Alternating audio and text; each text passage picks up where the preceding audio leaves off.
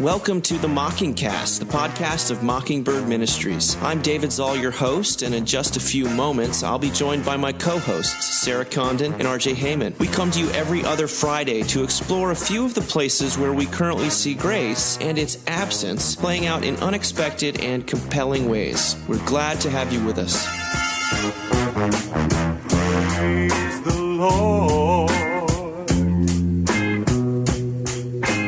Praise the Lord. God. Hello, my friends. It's great to see you on yet another day of recording the Mockingcast. How are you? Good.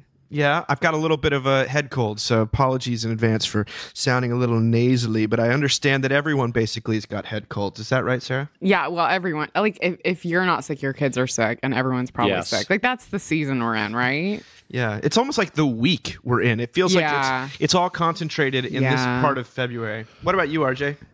I'm a solid fine. I'm going to go for fine. Nice. I'm doing okay. I'm sort of trying to, be mindful, stay even, let the thoughts come and go. You know how it is. It could be better. It could be worse. Exactly. But hey, I'm with you guys. So praise the Lord. It's a gray day in Houston. It's raining. It's a frigid 58 degrees. Mm-hmm. So just trying to stay indoors and frigid. There's snow on the ground here, and there's children indoors, and it's driving us all crazy. That sounds maddening. Yeah. But let me ask you guys something. Have you evangelized anyone today? I did mention the Lord on an elevator, but that may have been more in a corrective tone towards my 8-year-old than it was to tell the man in the elevator about Jesus. RJ? I mean, I haven't showered today, much less evangelized. RJ? I'm going to say who knows? Maybe. I don't. It could be. Me maybe just practicing the ministry of presence. So anything could happen when you're practicing the ministry of presence. Very millennial of you, yeah. It is. I'm wearing my collar. I'm strolling around. I'm being pleasant to people, and who knows if hearts are converted? Maybe. You've got a very expansive pneumatology. I appreciate that. But less so, perhaps, than our millennial brothers and sisters. The news breaking this past couple weeks, or at least the current hand-wringing in the Christian world, is that nearly half, 47% of practicing Christian millennials, meaning churchgoers who consider religion an important part of their lives, believe that evangelism is wrong. Now, by the way, that's not exactly true, because you read what the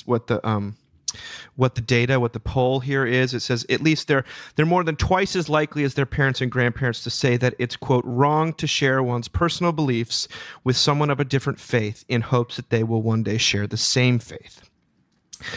Basically to try to convert someone, I think is that's the understanding of evangelism here that's being rejected. Christianity Today, Kate Shelnut reports that while the statistic could easily bolster stereotypes of a distracted and increasingly unaffiliated generation, the minority of millennials who have stayed active in their churches also show higher markers of commitment in other areas, as well as a savvier sense of the religious pluralism and diversity they are raised around. But listen to this. Practicing Christian millennials were twice as likely as Gen X and 4 times as likely as boomers to agree with the statement, if someone disagrees with you, it means they're judging you. Which is probably true. Maybe they're just really wise. Maybe it's just true. Anyway, because everyone is judging everyone at all times. Thank you. Well, I was just reading some people on Twitter and various other places, and they're even quoted in the article saying that you can't pin the belief that evangelism is wrong on Facebook, distraction, disenchantment, or recession. This is Samuel James. The data here strongly suggests that Christian millennials are being catechized by their colleges, not churches, meaning they're echoing a sort of a dogma of kind of diversity initiatives that you encounter or intersectionality. But then she ends the article by saying, younger folks are tempted to believe instead that, quote, if we just live good enough lives, we can forgo the conversation entirely and people around us will almost magically come to know Jesus through our good actions and selfless character. This style of evangelism is becoming more and more prevalent in a culture constantly looking for the fast track and simple fix.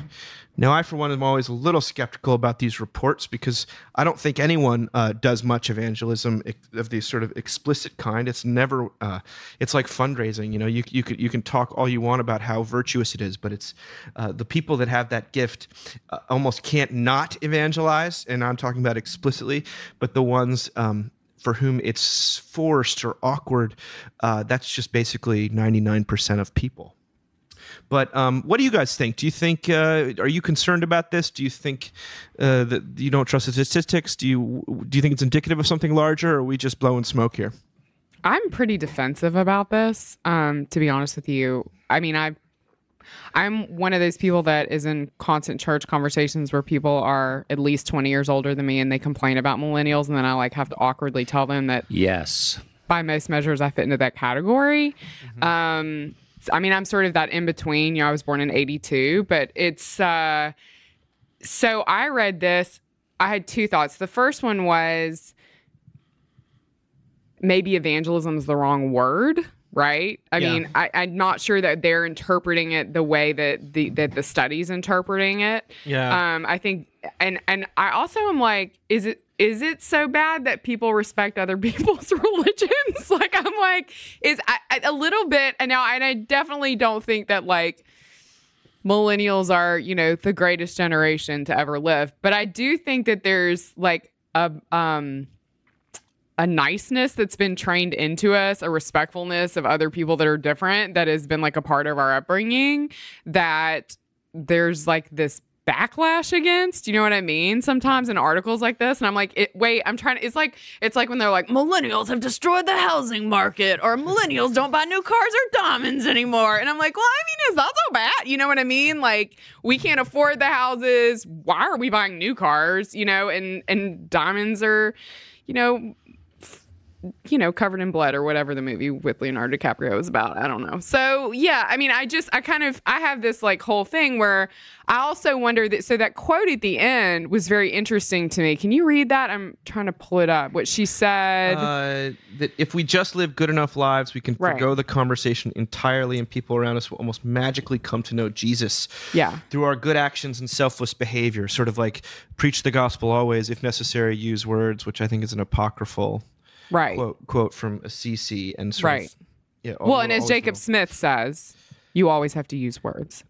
That's all. You always have to use words, right? And you always have to use.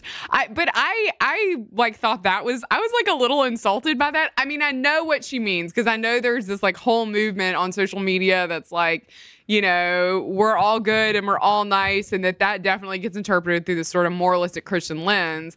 But I actually know a lot of millennial Christians who've returned to church who are drawn to the narrative of sin and redemption. Mm-hmm. And like, that's what they talk about, and that's what they're interested in. And they would say, I mean, the people I know who are of that ilk would say, yeah, we're not trying to convert people, but are we going to tell people that we're broken and that our lives are falling apart, and that, you know, this is the one place we go to hear hope? I mean, that's what they say. And so I wonder about that is like, evangelism. We could say, yeah. So I'm just like wondering about the definition of like what we're calling evangelism. Yeah, because they do all agree that witnessing to your faith is extremely important. Yes. And something that Jesus clearly commands. And they people. read the Bible. I mean, did you see that they're reading the Bible more than any other generation? Like, I mean, this is a committed group of young Christians. And so, yeah, I'm just hesitant to be like, they're doing it wrong, right? Like, cereal, you know, right? Yeah. Like, let's talk about cereal. Full of carbs. Millennials don't eat it. Like, are they doing it wrong, you know? What about RJ? Speaking of people doing it wrong. RJ, do you eat cereal? I don't eat breakfast. Haven't we been over this? No. Coffee for breakfast, baby. Coffee. Right. A few different things. What you guys, as you were talking about evangelism and brokenness, it reminded me of my high school self, my high school Christian self, who was very much into evangelism, which meant like having arguments with people and trying to argue that, quote unquote, argue them into the kingdom, and basically how I was just a lot smarter than they were. And if they were smart as me and as good as me, then they would make the same choices that I'd made. And then I remember distinctly someone in high school describing evangelism, and I think this is attributed to a an Indian Christian whose name escapes me at the moment, but that evangelism was one beggar telling another beggar where he found bread. Mm-hmm. And that made no sense to me whatsoever. Because I'm like, what are you talking about? How funny. I'm no beggar. Yeah. I got it going on. It was I am the bread. Exactly. Pretty much. I was like, this does not compute. Like, that's a ridiculous thing to say. But now, of course, that makes perfect sense to me. And if that's your approach to evangelism, that it's about weakness, about need, about brokenness, we preach Christ and not ourselves. We have this treasure in jars of clay to show that this all-surpassing power is from God and not from us. That could actually be biblical evangelism, right? Not even though people may want the quote-unquote super apostles, what we get is Paul instead. We get weakness. And so I like that approach to evangelism. And then, that quote you read about if we live good enough lives, people will just come into the church. Maybe, probably not. Like, that reminds me of a good friend of mine, Shady Anis, affectionately Slim Shady Anis, who is an Egyptian Christian, went to seminary with him. His father is the Archbishop of the Middle East. And he was saying, that a lot of Christians in Egypt, I guess specifically American Christian missionaries think that thing too, that if they just come to Egypt and they just live really devout lives, people will be converted. And he's like, you know what? You're not going to out-holy a super devout Muslim. Ooh, it's just not going to happen. Like, you're not going to live a life attractive enough that they're going to be like, oh, this person is holier than me. And he said in that context, the only thing that will convert is grace. That's it. For someone who is worn out, who is, following all the rules, following all the laws, praying 5 times a day, not drinking alcohol, and it's just not enough. And then you say, guess what? Jesus did it for you, and maybe that begins to make some sense.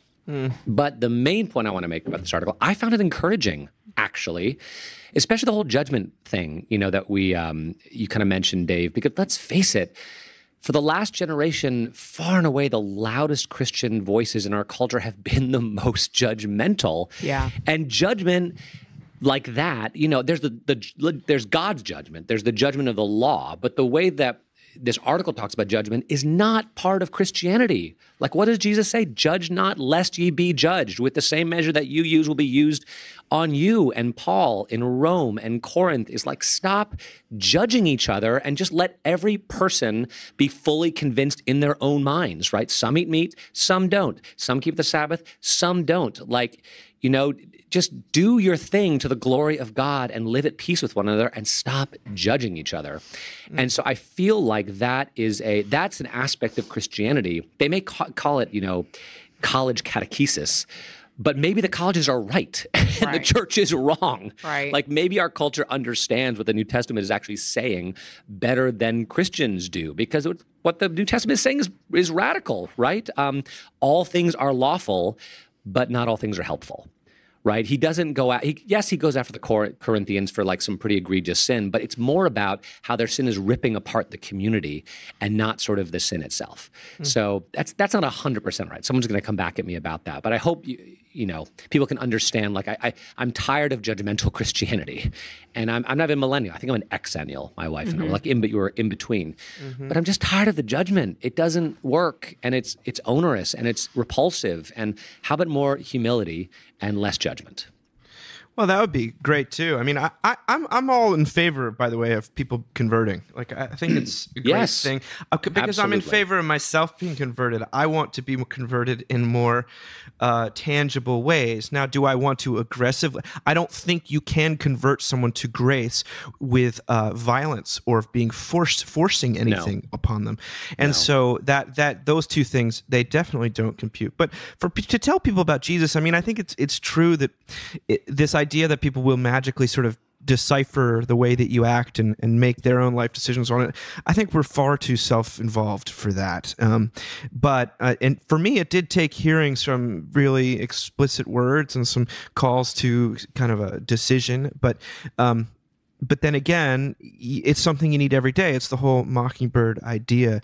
So I think it's primarily a semantic thing that we're talking about. But I also had the experience of going to very secular college and or not a very secular college, but a fairly secular college and a very secular high school, in which I was aggressively They were trying to aggressively convert people, and that once you've had the experience of that to a more, I don't know, worldly agenda. I found I had a lot more patience for Christians trying to convert people but if you've never had that experience of someone trying to convert you on the other side, you just think Christians are the ones who are doing this and they're the terrible ones.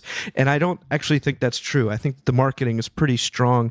The pressures are pretty strong to agree with each other. Dave Chappelle has that great quote, which I think is worth repeating here. He says, "Our culture has accepted two huge lies. The first is that if you disagree with someone's lifestyle, you must fear or hate them. The second is that to love someone means you agree with everything they believe, say, or do. Both are nonsense. You don't have to compromise convictions to be compassionate." I think that's true. He's a wise man. I think that's true. I also think that you're right in saying that, like, millennials are pretty wise in thinking if someone disagrees with you, they're judging you. I mean, it's all, I don't know how to hold this all together. Here's how you know if someone's judging you. Are they in front of you? Are they breathing? Then they're judging you. Are they paying any Just to be attention clear, whatsoever? That's judgment. Or perhaps they're to the side of you, behind you, to the other side. Yes. If they're breathing. Yes. Yeah. They're certainly judging themselves. Well, let's move on. We haven't solved that one, but it's fun to talk about. This is something, Sarah, it just kind of reminds me of something you wrote in Churchy. Wonderful stuff about both hospice as well as when your friend's parent died, I think. What was that? Yeah. I think it starts out the book. And this is in the New York Times, what to say and what not to say to someone who's grieving. It's kind of a column where they ask people, the readers, to sort of tell them. And here's some of the unhelpful things that people who are mourning heard. One woman said, "My first husband died of cancer when I was 35 and I was 26, and I still recoil when I think of the number of people who said, 'You're young, you'll find someone else.'" Another lady said, "My only child, Jesse, committed suicide at 30, and a friend wrote, 'I know exactly how you feel because my dog just died.'" This is sort of what not to do. But then, the writer of the piece, David Pogue, I think, says, "To be fair, knowing the right thing to say doesn't come naturally. We're neither born with that skill nor taught it. Our society generally avoids talking about death and grieving." And so he then sort of summarizes 4 rules. The first one is, it's not about you. Too many friends and acquaintances want to talk about how your loss affects them. Like, "I didn't visit because I hate hospitals. I don't do hospitals." And one woman responds, "Well, no one likes hospitals. No one, unless perhaps you're visiting a new baby. Do it anyway." Another thing people have said, "I'm so sorry for your loss to lung cancer. Did he smoke? Or if it was a heart attack, was she overweight?" And that translates to, "You were just trying to find some reassurance that this scary, scary thing won't happen to you. Please stop it." Then there's always the "let me know if you need anything," which that suggestion is often an exit line, just a way of escaping like a condolence call. And it puts the onus on the bereft person to be the one to ask for help. Rule number 2 is that there is no bright side. So nothing anyone can say is going to cheer you up. So avoid all observations that begin with the word "at least." At least they died quickly, that sort of thing. Rule number 3, be careful with religion. In support groups for parents, the "God never gives you more than you can handle" is universally known as one of the cruelest comments for devastated parents to receive. Added Wendy Prentice, whose 6-year-old nephew was diagnosed with a deadly cancer. It suggests that the parents are weak for being crushed. It comes across as judgmental and tone deaf, and the loss is very much more than you can handle. And then 4, let them feel. Don't tell a grieving person how to feel. Don't say things like "stay strong" or "be strong." Indeed, the most helpful thing anyone ever said to one respondent in her time of loss was, "Whatever you were feeling, and whenever you were feeling it, it's okay." If you're looking for stuff to say, talk about the person who died. It's often people don't want them to be forgotten. So that's a lot of law, a lot of to-dos for you, but it certainly opens a can of worms. You guys are, I think, RJ, you were at the hospital today talking to people. Mm-hmm. Sarah, this is your wheelhouse. What do you guys think? I was skewered a little bit by it because I was reading the article on my iPhone as I was walking around the hospitals, and I'd literally just come from a room where I'd said to someone, whatever you need, just let us know. And I was like, ugh. So yeah, I think thankfully I hopefully have a little bit more emotional intelligence than to say a lot of the stuff that's been said here. But I have definitely said some of it. And I definitely have felt the desire to say more of it, but kind of just been like, just keep your mouth shut and listen and say you're sorry, But no, it's very, very true, I think in my experience in those pastoral interactions, silence is golden. Saying you're sorry goes a long way. Giving the people the freedom to feel whatever they're feeling is exactly the right thing. But it's difficult. It's difficult for me to be present with someone who's suffering in a way that kind of, I don't want to say models, but what you're basically trying to do is bear witness to the fact that God is there. And that even though they can't hear him or see him, that he's there and that he cares and that he's listening. And so it's difficult. It's difficult to do that. So I thought this article was great and probably something that everyone who's doing any kind of pastoral care should read and reflect, read, mark, inwardly digest, memorize. Because just because it's the law doesn't mean it's not true. It is true. So that was my reaction. Yeah, I appreciate what you're saying. I do think people in pastoral ministry should read this because I think it is very valuable. I also want to say though here, and Dave, I'm really glad that you said law because even though this is my wheelhouse, by the time I got to the end of this article, I felt like breathing into a paper bag because I was like, oh my God, when have I said those things? And I totally, you can be in ministry your whole life and you're still human. You still understand the impulse to say these things. I don't think you can say the right thing ever in these situations. I think it is very rare that you say the right thing. So I do want to say that because one of the things, when they make a whole list of suggest the right thing to say, and one thing they say for which we all say is, I'm so sorry. Which is a fine thing to say, but that phrase actually always rings in my head because the friend I wrote about in my book whose dad died when we were 14, I just basically held her hand for a year afterwards, and in school, and there was a confrontation with a teacher at one point I entered into. I was very much saw myself as her advocate in the school. Yes. At 14. Oh, I wish I'd been there. I got kicked out of a class. And which I got kicked out of classes a lot. That was not an unusual behavior pattern for me at all. So, but I remember her saying to me one time, I'm so sick of people tilting their head to the side and telling me they're sorry. They're not sorry. They don't even know what that means that they're sorry.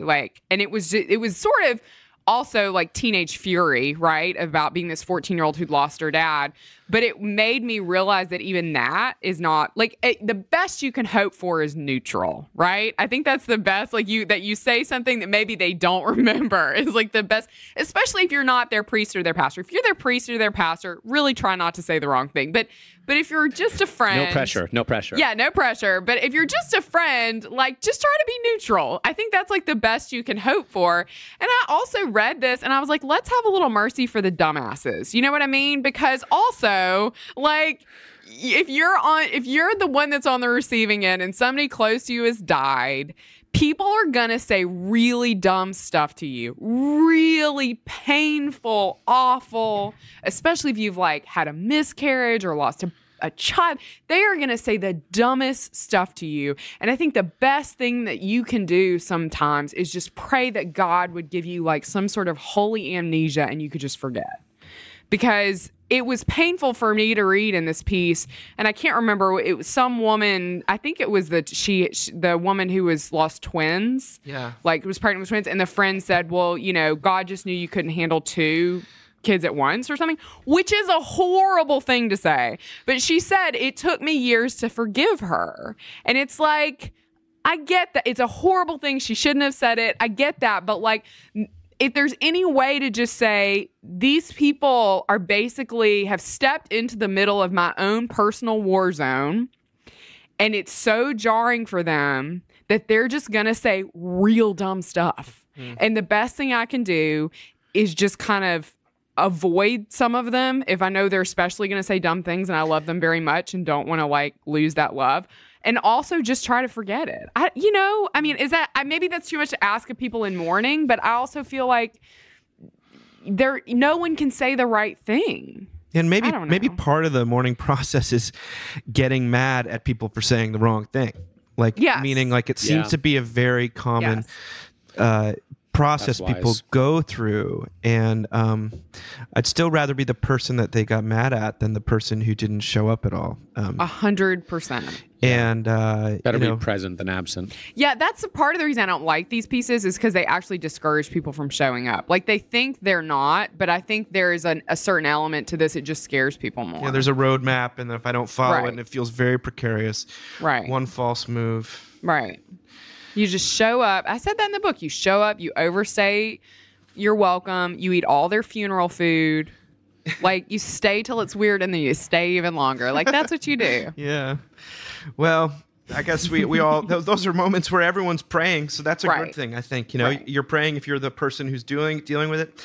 But speaking of pain and difficulty and heartache and, of course, and especially of grace and God in the midst of it, there is this unbelievable sermon that the author and journalist Michael Gerson of the Washington Post preached at the National Cathedral last weekend. Now, Sarah, you sent this to me, but also my Paul Walker here in Charlottesville sent it to me. I saw it on every single channel I could, and finally I just succumbed and said, all right, what's going on here? And it opens with Gerson, who writes some wonderful stuff, but I don't think anything really prepared me for this. And he said that he had been asked to preach a few weeks earlier in February, but he wasn't able to make it because he was hospitalized for depression. And he then goes on to describe what it feels like and this mental state that you sort of succumb to in depression and that kind of clinical hospitalized depression, and where every voice kind of boils down to everybody hates me, there's no purpose, all of these things. And it's really a searing description of depression, and it's hard to write well about it. But then he sort of goes on, and he sort of uses depression as a metaphor for the human condition, period, in the same way that sometimes we use addiction as a metaphor for the human condition and for sin. But he's talking about depression, and he says, all of us, whatever our natural serotonin level, look around and see plenty of reason for doubt, anger, and sadness. A child dies, a woman is abused, a schoolyard becomes a killing field, a typhoon sweeps away the innocent. If we knew or felt the whole of human suffering, we would drown in despair. The answer to the temptation of nihilism is not an argument, though. It is the experience of transcendence we cannot explain or explain away. It is the fragments of love and meaning that arrive out of the blue. My friend Catherine, when her first child was born, discovered what she calls, quote, a love much greater than evolution requires. I love that. A love much greater than evolution requires. So many good lines in this sermon. He goes on, and for people who want to, I put it up on Mockingbird as we speak, and people can just watch the whole thing. But he goes on to say, faith, thankfully, does not preclude doubt. It consists of staking your life on the rumor of grace. So good. I'll never forget that. I'll never forget that. It's like one of the best lines ever. So beautiful. He says, but then he talks about these experiences of transcendence. It's this experience of pulling back the curtain of materiality and briefly seeing the landscape of a broader world comes in many forms. It can be religious and non-religious, Christian and non-Christian. But there is this difference for a Christian believer. At the end of all our striving and longing, we find not a force, but a face. Whew! All language about God is metaphorical. But the metaphor became flesh and dwelt among us. So good. This is evangelism. This sermon is evangelism in the purest sense. It is unbelievable. And if you feel you listen to the sermon, you're like, I can't not share it. I can't not share it because it spoke so much to me and it converted me. I want to share it with someone else because conversion is we're not tricking someone. It's a comfort. That's what's at the... and it's so humble and true and real and Yeah, it's Well, let me finish reading here, and then we can talk about it. It says, I suspect there are people here today, and I include myself, who are stalked by sadness, or stalked by cancer, or stalked by anger. We are afraid of the mortality that is knit into our bones. We experience unearned suffering, or give unreturned love, or cry useless tears. And many of us eventually grow weary of ourselves, tired of our own sour company. I'd urge anyone with undiagnosed depression to seek out professional help. Full stop. There is no way to will yourself out of this disease any more than to will yourself out of tuberculosis. We might add addiction. We might just say sin. But then he says, there are, however, other forms of comfort. Those who hold to the wild hope of a living God can say certain things. In our right minds, as our most sane and solid selves, we know that the appearance of a universe ruled by cruel chaos is a lie, and that the cold void is actually a sheltering sky. In our right minds, we know that life is not a farce, but a pilgrimage, or maybe a farce and a pilgrimage, depending on the day. In our right minds, we know that hope can grow within us like a seed, like a child. In our right minds, we know that transcendence sparks and crackles around us everywhere. Many understandably pray for a strength they do not possess, but God's promise is somewhat different, that even when strength fails, there is perseverance, and even when perseverance fails, there is hope, and even when hope fails, there is love, and love never fails. So how do we know this? How can anyone be so confident? Because we are Lazarus, and we live. That last part is a quote of a Chesterton poem. I can't fathom the amount of bravery it took to do this. Like, I can't even wrap my head around the amount of bravery, and especially to have been hospitalized so recently. And hospitalization now for depression, a lot of the times involves, what is modern day electroshock therapy. And just all these sort of things that you've put yourself through. And then to get in front of people and to bear witness to it is so powerful. The other thing I think that this calls for, and I think it's something that especially the Episcopal Church, our tradition, would do well to listen to, is that testimonies matter. Yes. And not big, bold, sexy. We have this whole thing in our denomination right now, and I'm not trying to get myself in hot water, but where they're doing revivals, and it's big, bold, and sexy kind of stuff. And sexy's the wrong word. That's not a safe church word, but y'all know what I mean. And we had a guy about a year ago at my husband's church who very, accomplished and wealthy and all these things, and got diagnosed with horrible, horrible cancer, and talked about the helplessness he felt in it. And he met with Josh, and he said, I want to get up in front of the church and I want to tell them. I want to tell them what happened to me.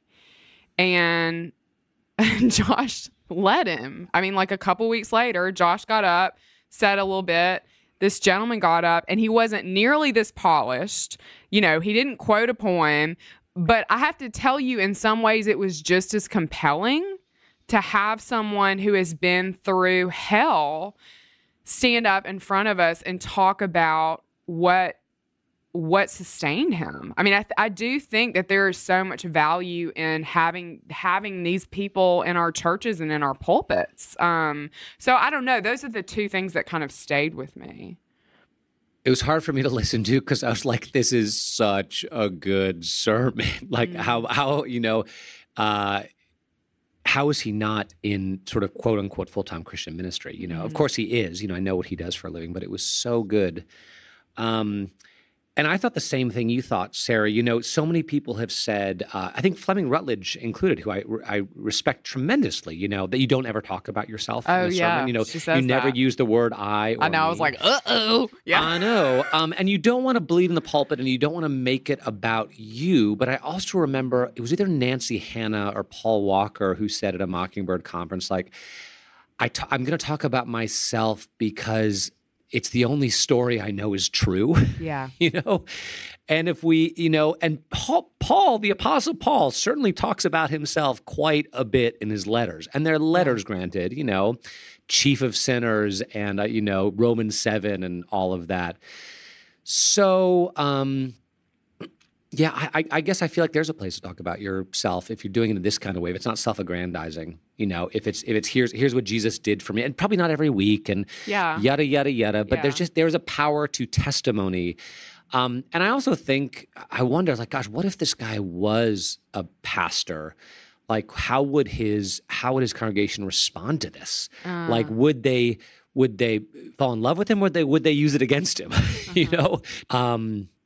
So there are a lot of things running around in my head about, beyond just the incredible power of the sermon, which I will, like I said, there's about 3 lines from this I will never forget and will shamelessly steal for the rest of my ministry, with just about the nature of sort of preaching and ministry specifically. But I think the power in this is that it was not someone who was ordained. For me, that is the power, because I think it is so easy for people in the pews to. But he is ordained. He clearly was ordained. I know what you mean. Like, he didn't have hands laid on him, but he clearly is consecrated for this ministry. Totally. But typically he's in the pew, and I think oftentimes people in the pew, even when they hear our stories from the pulpit, they're like, well, but, of course you can have that theological lens on it, or of course you've come through it on some level. Yeah. But to have somebody come up from the congregation and say, no, like, this is like I am one of you. Like, this is the land I live in, and it is a land of great grief and pain and also great resurrection. That for me was like, sometimes I think some of us priests and pastors just need to sit down. Yeah, you know what I mean? And you also, it risks when you're professional at it, I guess, it risks becoming a trope or a story that you rely on, and you sort of get better at telling. And the fact that this is so close and it's sort of a one-time thing. But in the spirit of this, I think I've said it before, but I've been on pretty serious antidepressants since I was 17. And it's been a part of my life. Every time I've tried to go off, I sink into a deep, dark hole. And it's not woe is me. There's a lot of people out there who are helped by this sort of thing, and there's a lot of physiological elements to it. But when we talk about the real problems of life, the real problems are those that you cannot will your way out of. And this is one of the reasons perhaps that shapes the Mockingbird perspective, but this is why I'm drawn to talking about addiction, anxiety, these things that are overwhelming, these things that really, that reveal that not just not the reality of transcendence, but the reality of suffering that is larger than we are and our ability to manage, and we need help, and we need profound help, and that help has arrived. This is, that he can testify to that beauty in the midst of it that's not sort of part of his disease. It's kind of found apart from his disease, but is informed by his despair. I found it to be personally deeply, deeply moving. And I every time, by the way, we have a person who gets at one of our conferences who gives just a testimony, like Nicole Cliff did a couple years ago, people kind of go nuts. They love it. A non-contrived, authentic testimony is a deep comfort to people. It's when we throw the baby out with the bathwater with this. I used to do sex, drugs, and rock and roll, and then I met Jesus, and now I'm making healthy choices. That's the marketing that a lot of people who are brought up in that kind of 90s evangelicalism heard, and that because we don't want that, then we just refuse to talk about how God is actually at work in the here and now, in people's lives, and that's a deep sadness, because I think that the testimonies is one of the reasons why I like to encourage personal essays on Mockingbird. It's not the only thing we do, but if it's detached entirely from your experience, and I've been around theological, very confessionally true or sympathetic people, but it's all a major head trip, and it never touches down in their actual lives. And so I'm always interested in where the rubber meets the road. And when it comes to the God who saves, when it comes to grace with a capital G, it's very often we talk about people who are slammed with depression or addiction or suffering, and those are the places where that God is revealed to, where they have nothing to contribute, and God 100%. comes with everything. And Jesus is all of a sudden, it's like the lights go on, and we become different people, and we're converted. And we return to those moments. That's why we tell our testimony again, because I need to hear it. Well, it's like anytime somebody says, tell me about Mockingbird. What's Mockingbird? My first answer is always like, well, the first thing you should know is that it was started at the same church that AA was started at. Like that's our history. You know what I mean? Is like being a people who Holy ground. who wanted to be in community with other people who knew they were absolutely hopelessly helpless. Like that's where we started, you know? So, Yeah. yeah. Well, Gerson, I hope lots of people hear this. And let me just repeat that last thing. Faith does not preclude doubt. It consists of staking your life on the rumor of grace. It's so good. At the end of all our striving and longing, we find not a force, but a face. I mean, that's the heart of the matter. Praise God for that sermon. Thank you for sending it, Sarah. And thank you guys both for being here today. Very soon, we're going to have a Faith and Doubt episode of the podcast. Ethan's working on that right now. But yeah, any parting shots from either of you? No, y'all register for Mockingbird Tyler, though. I wanted to say that. Oh, yeah. It's coming up. Normally, we will be doing that in February, not in April, because I don't want people to miss New York. Yes. But this was a special thing because Matt McGill, who is our spirit animal, Is he? he is going to be in the Holy Land, actually, during the normal time, but we didn't want to miss it. So that's why it's April 5th and 6th, and New York is April 25th through 27th. And I don't know. I'll register. It'll be good. I'm excited. Come hang out with us. We'd love to see you. Bye-bye. Bye. Toodles.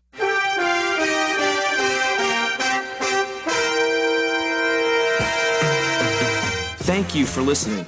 Remember, you can find us on the web at www.mbird.com. And we'd always love to hear from you at info@mbird.com. Audio production for the Mockingcast is provided by the Narrativo Group, and if you like what you've heard, please do drop over to iTunes and leave us a rating and review.